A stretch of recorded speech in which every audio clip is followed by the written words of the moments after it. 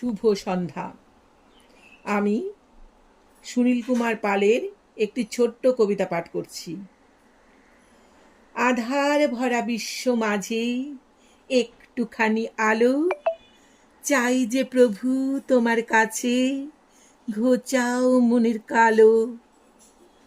হোক না ওরা মন্দ তবু, তুমি সদাই আছো প্রভু। সকল ব্যথা যাই যে ভুলে, তাই তো লাগে ভালো।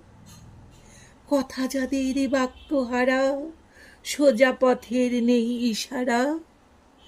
তৃষিত সেই মরুর বুকে শীতল বাড়ি ঢালো। সংঘ মাঝে অমর তুমি, তাই তো তব চরণ চুমি। জ্ঞানহীনের এ অন্তরে জ্ঞানের প্রদীপ জালো।